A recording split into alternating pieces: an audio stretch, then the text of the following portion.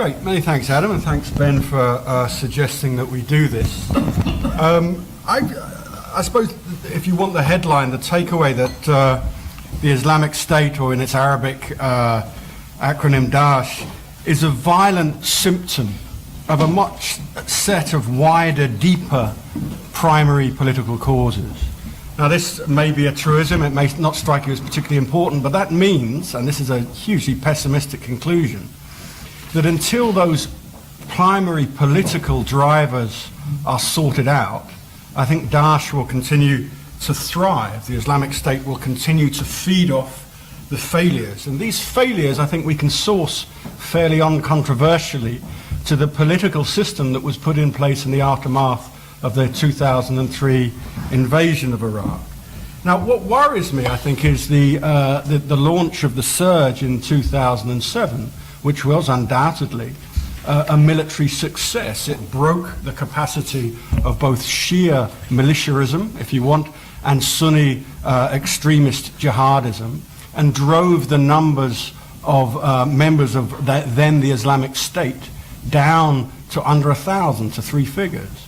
But because the surge failed to deliver solutions to these primary political problems, Daesh itself regrouped, and we see through 2010, 11 and 12 the politically motivated violence in Iraq tick up. So I think that's the big problem. Now, primarily these political problems that need to be solved in Iraq, and I'll leave the discussion of Syria to my esteemed colleague on the television, the political problems in Iraq are threefold: coercive weakness, institutional weakness, and ideological bias at a national level, and these three are intertwined. Firstly, the coercive weakness. You know, Daesh had roughly about 3,000 fighters in Mosul at the beginning of June, from the 6th to 10th of June, but it managed to overwhelm that garrison and then charge towards Baghdad, vanquishing before it a combined Ministry of Interior and Ministry of Defense force that is reputed to have nearly 1 million men in its ranks. Now, why is that? And of course, like the rest of the Iraqi state, the Iraqi military is undermined by profound corruption. $3,000 to gain a place in officer training academy, $30,000 to be promoted to general. So what we have is at least 25% of the Ministry of Defence's annual wage bill being frittered away, being embezzled in corruption. And I think it's indicative that reports suggest that the soldiers in Mosul in the run-up to June 6th to 10th were buying and cooking their own food from markets. Now, this level of corruption was transparent to anyone charged with defending Mosul, and so they didn't. When they were confronted with a military threat, they melted away instead of fighting for a corrupt state, and that corruption has not been tackled. The second was infrastructural weakness, and this goes back to the Muhassasa system that every national government from 2005 has been formed around. So Iraqi governments from today, from the government that was formed in the aftermath of the last elections right back to 2005, has been a government of national unity with cabinets apportioned in terms of the alleged sectarian vote. Now, this means that individual ministries are the plaything of the parties that are given them, and certainly the Ministry of Defense was dominated until his fall by Nouri al-Maliki. But it also means that corruption is very difficult to tackle. So as an ordinary Iraqi interacts with the state, she or he interacts with a failure, with something that's failed to deliver electricity, meaningful welfare, and meaningful hope of a better future. But I think that the largest possible problem, and obviously the most difficult to overcome, again sees its origins in the Muhassasa system. That basically Iraqi politics since 2003 have been organised around the overt championing of sectarian identity. That when the Iraqi state comes knocking on your door, or when the Iraqi state asks you to vote for it, or when the Iraqi state seeks to mobilize, it does specifically in sub-state sectarian terms, Kurdish, Shia, and Sunni. And not only that, of course, from 2011 onward, in 2012, I'm referring to the arrest of Tariq al-Hashimi, the then Vice President, and then the driving from cabinet of the Minister of Finance, Rafi al-Asawi. The Iraqi state has not only been organised around sectarian identity, it's been organised around a sectarian identity that specifically alienates and persecutes that Sunni section of society.